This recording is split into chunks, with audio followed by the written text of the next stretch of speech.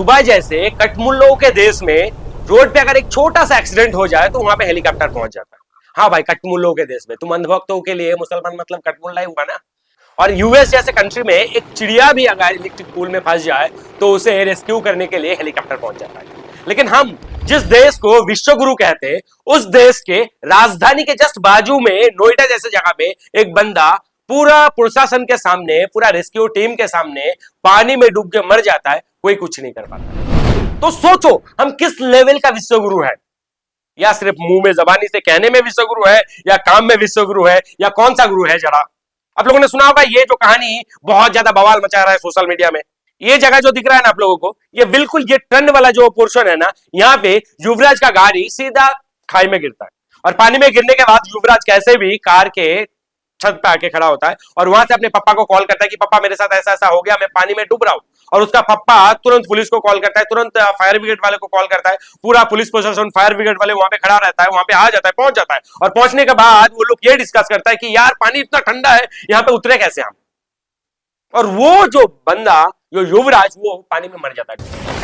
भाई कार कितने देर तक तैरता रहेगा, उसके अंदर पानी जाएगा तो कार डूबेगा, और कार डूबेगा तो कार के ऊपर खड़ा जो युवराज था वो भी डूबेगा, तो मर गया वो।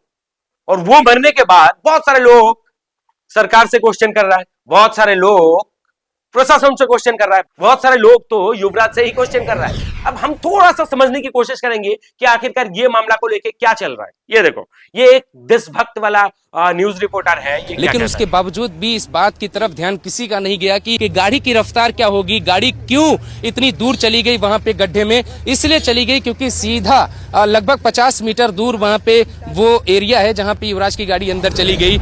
ये देशभक्त रिपोर्टर ये कहता है कि गाड़ी इतना दूर कैसे गया, क्योंकि गाड़ी का स्पीड बहुत ज्यादा था। तो कहीं ना कहीं से यही कहना चाह रहा है कि वो जो युवराज मरा उसका खुद का गलती था।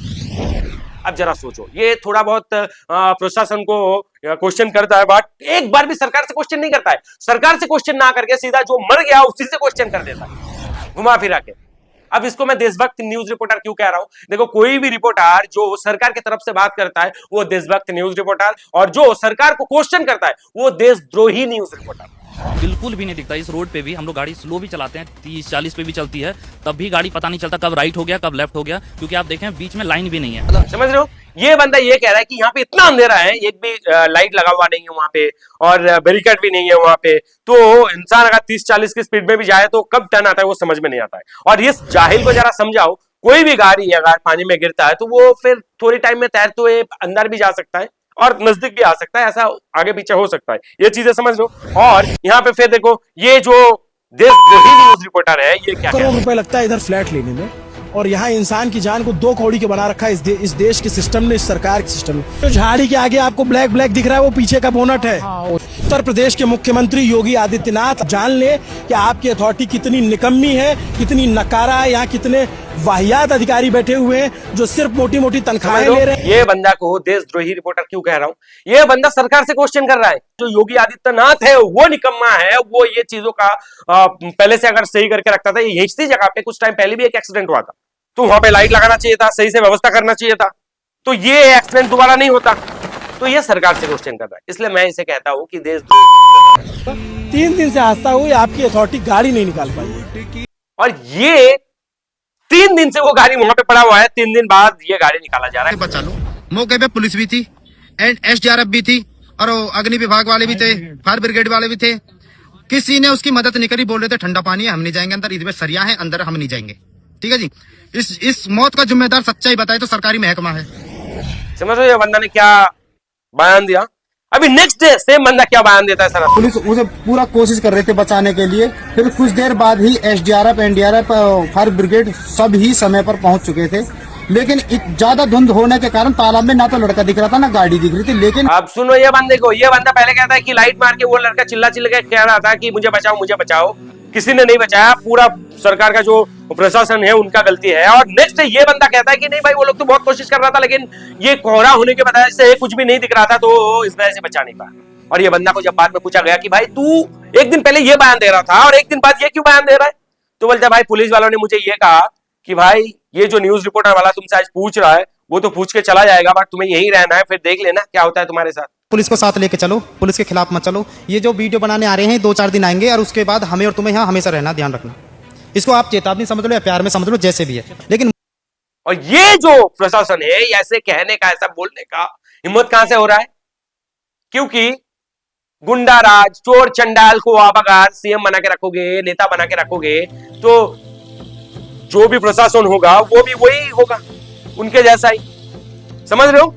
आपको पता है सेम चीज अगर साउथ कोरिया जैसे तानाशाही वाला जगह पे कंट्री में होता ना, साउथ कोरिया में एक बार बाहर आया था और वहां पे जो भी मतलब रेस्क्यू टीम है वो लोग कुछ लोगों को बचा नहीं पाया, कुछ लोगों का ठीक से ध्यान नहीं रख पाया, तो साउथ कोरिया का जो वहां का प्रेसिडेंट है वो 44-42 लोगों को फांसी में चढ़ा दिया कि भाई तुम अपना काम सही से क्यों नहीं कर पाए, तुम्हारे वजह से हमारा कंट्री का कुछ लोग मरे। तो हम अब देखने की कोशिश करेंगे, हम जिस देश को विश्वगुरु कहते उसी देश में एक 27 साल का इंजीनियरिंग करने वाला एक लड़का का डेथ हो गया और पूरा प्रशासन, पूरा रेस्क्यू टीम देखता रह गया। ये जो रेस्क्यू टीम, ये जो प्रशासन वहां पे पहुंचा हुआ था, उन लोगों के साथ ये विश्वगुरु वाला देश का कानून क्या करता है ये हमें देखना है। और भी नहीं है, मतलब इंसान का जीवन एकदम कीड़े मकोड़े की तरह है। लेकिन सरकार तुम के लोगों लिए। ने जो देश का सरकार बनाया, ये जिंदगी का कीमत तय करने के लिए नहीं बनाया तुम लोगों ने इसलिए बनाया। को मुख्यमंत्री बिल्कुल बनना चाहिए 2027 में।